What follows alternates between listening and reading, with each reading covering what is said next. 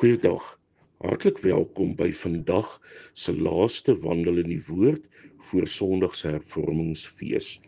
Die tema van vrees na vryspraak.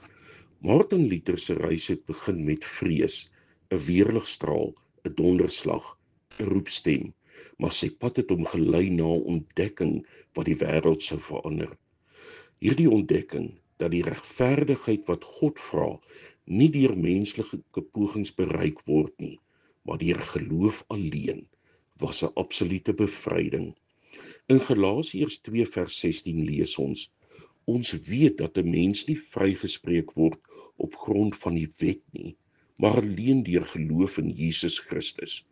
Ook ons het in Christus Jesus geglo om vrygespreek te word op grond van geloof in Christus en nie op grond van die wet nie, want op grond van die wet sal geen mens vrygespreek word nie.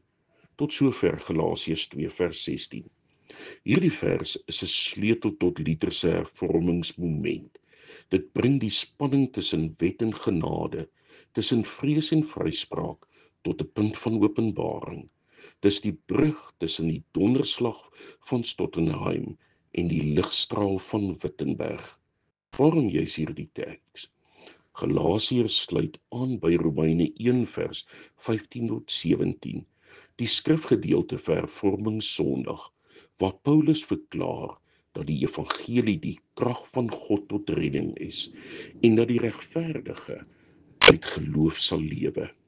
Dit bevestig Luther se ontdekking dat vryspraak nie deur werke of afsondering kom nie, maar deur geloof in Christus Jesus. Dit is die kern van die sola fide, geloof alleen uitspraak. Dit berei ons voor vir Sondag se viering, nie net as 'n herdenking van 'n historiese gebeurtenis nie, maar as 'n herontdekking van die evangelie se krag, vandag hier vir ons. Kom ons bid saam. Here, ek kom vandag nie met my eie geregtigheid, nie met my pogings, my prestasies, my vroomheid nie. Ek kom in geloof, Here, broos, huiwerig, maar met oorgawe. Ek kom in hoop, o Here, nie op myself nie, maar op U, op die leiding van die Heilige Gees.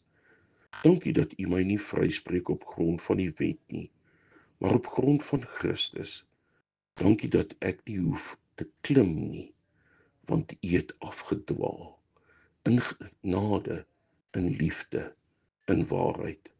Laat hierdie dag 'n voorbereiding wees, 'n voorbereiding vir die evangelie, wat weer opnuut in ons harte moet breek. Laat die vrees verdwyn en die vryspraak oorbly. Nie deur my eie krag nie, Here, maar deur geloof alleen.